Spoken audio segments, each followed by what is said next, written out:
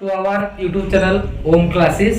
आज का हमारा टॉपिक है समस्या एक विकास की गुरुत्वपूर्ण उत्स है। आओ हम आज सीखेंगे समस्या क्या है। मेरे हिसाब से समस्या विकास की एक गुरुत्वपूर्ण उत्स है। क्यों? जब तक इंसानों को समस्या नहीं आती तब तक इंसान ने कुछ करने की कोशिश नहीं करता। ये इंसान की हैबिटेशन है।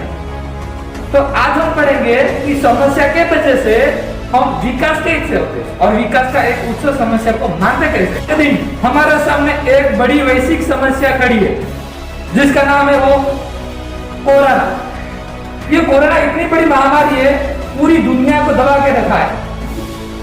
बट ये तो इतनी बड़ी समस्या के वजह से हमारे जितने सारे साइंटिस्ट हैं सभी ने लगे हुए कि इसकी वैक्सीन कैसे निकालेंगे और उसकी दवाई कैसे निकालेंगे, ये समस्या का समाधान कैसे करेंगे। इसके लिए जब तक समस्या होती नहीं तब तक समाधान करने के लिए कोई इंसान आगे आते नहीं है। और ये अगर ऐसा हम मानेंगे कि समस्या आ गई हम चुपचाप घर बैठ जाए तो ये गलत है। समस्या बढ़ती जाएगी। हमारे साथ ये निराकरण करने के साथ साथ भी हमको कार्य भी करना है। ऐसा नहीं कि घर पे जाके बैठ जाओ, खाली खाना खाओ, काम नहीं करो, तो इसमें भी नहीं चलता। बीमारी की वजह से जितने मरेंगे उससे ज्यादा तो इसमें भी मर सकते। इसलिए जो सरकार की जो गाइडलाइन है, जैसे कि सोशल डिस्टेंस रखना, मुंह में मास्क पहनना, एक दूसरे को कोऑपरेशन करना, सरकार को भी कोऑपरेशन करना, ऐसा करने से हमारे दुनिया से कोरोना हट सकता है। कोरोना हटने की एक छोटी सी प्रयास, मतलब छोटी छोटी एक परिवार से शुरू करके राज्य तक और देश तक, पूरे विश्व तक छोटी समाधान की कोशिश करें तो पूरा विश्व में इतना बड़ा समाधान की गुच्छ हो जाएगी। ये समाधान से समस्या हमारा हल हो सकती है। आज के दिन जो सरकार ने नियम कानून रखा है वो कोरोना के लिए, तो उसकी पालन करना एक नागरिक का पहला कर्तव्य है।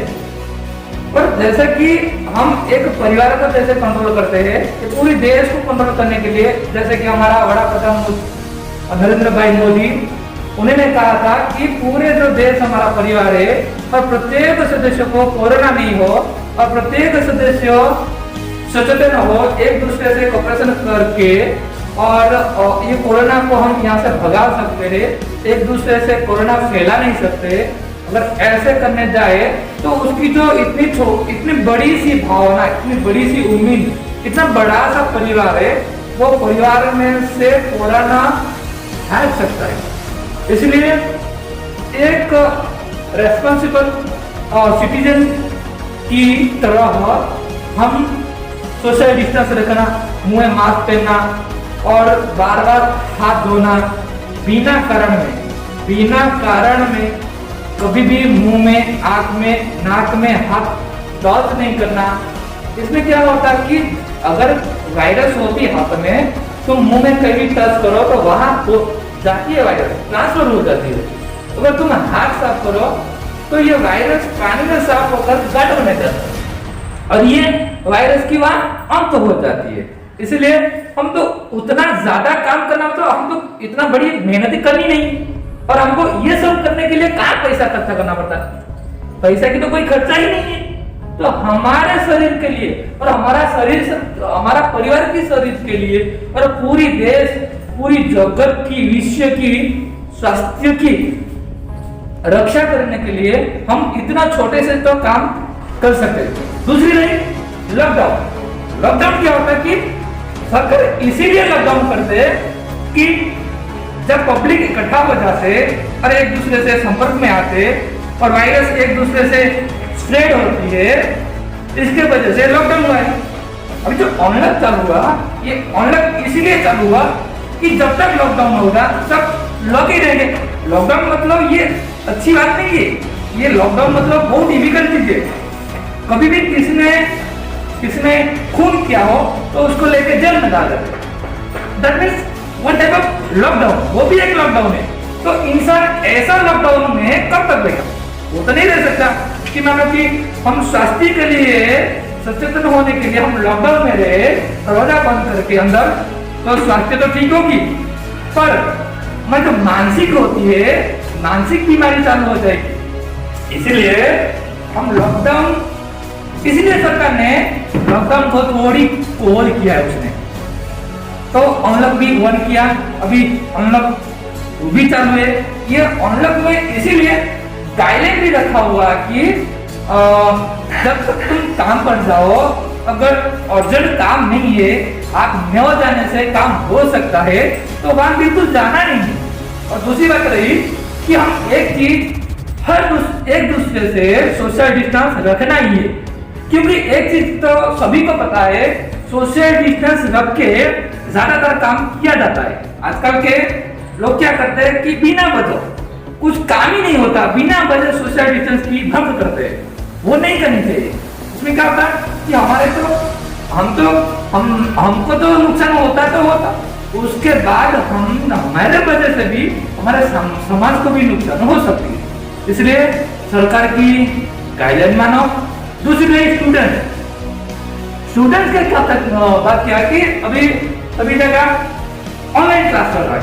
मतलब ऑनलाइन स्टूडेंट्स के लिए एक मैसेज मैं देना चाहता हूँ कि जब ऑनलाइन क्लास चालू नहीं थी, बच्चों स्कूल आते थे, अभी क्या करते थे बच्चे, तो स्कूल जाने के बाद खेलते थे, मतलब पबजी गेम खेलना, दूसरी चीज क्या क्या मोबाइल में कुछ देखते थे, गेम खेलना, तो बहुत सारा चीज करते थे मोबाइल में।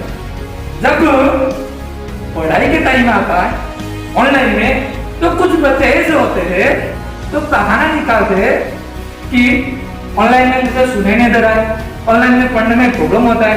मतलब कोई भी बच्चे को अगर हमें कोई काम करने भेजे, हमको तो कष्ट होगा ही। ठीक है, सही, कितने भी बच्चे अच्छे हो तो उनको अगर पढ़ने भेजो, खेलने के बदले पढ़ाने भेजो या पढ़ने भेजो, तो उनको कष्ट होगा ही। और ये तो बहाना, बच्चे का बहाना कि ऑनलाइन करने में ये होता है वो होता है। एक चीज है, जब गेम खेलते थे उस टाइम, जब टिकटॉक देखते थे उस टाइम, तो वही टाइम बंद कर दो और ऑनलाइन क्लास में थोड़ी ध्यान दो। इसमें क्या होता है, जब तक ऑनलाइन नहीं खुला था, जब तक ये सामाजिक सुधारा नहीं आता या दूरीकरण नहीं होता, तब तक तो स्कूल नहीं जा सकते। तो तब तक करेंगे क्या? हम क्या मोबाइल में बैठ के खाली पबजी खेलेंगे या तो यूट्यूब देखेंगे या बिना वजह का वीडियो देखेंगे? ऐसा तो नहीं करेंगे ना। तो उसी टाइम जो नकम का वीडियो देखना, नकम टाइम इस्तेमाल करके मोबाइल देखना, ये सब टाइम हम ऑनलाइन में थोड़ी देंगे, ऑनलाइन क्लास में देंगे, तो ऑनलाइन क्लास में से कुछ सीखेंगे। ठीक है। और दूसरे पेरेंट्स के लिए मुझे एक मैसेज है कि पेरेंट्स को पूरी दिन में मानो कि काम पड़ जाते हैं, तो मोबाइल लाओ, तो मोबाइल सामने बच्चे को अगर ऑनलाइन करना है, ऑनलाइन कुछ देखना है, उनके सामने ही मोबाइल दो। उनको मोबाइल दे के भी उससे दूर नहीं हो जाओ, क्योंकि मोबाइल आप दोगे और वो मोबाइल कहीं दूसरी इस्तेमाल करेगा। इसीलिए पढ़ाई करता या दूसरा कुछ देख रहा है, उसकी ध्यान रखने के लिए पेरेंट्स की जरूरत है। आज का हमारा टॉपिक अगर आपको अच्छा लगे तो वीडियो लाइक करें, शेयर करें और कमेंट करें। अगर आपको मन में कुछ कमेंट है, आप नीचे लिख सकते हैं। हाँ जरूर, ये मत भूलना, please subscribe our YouTube channel.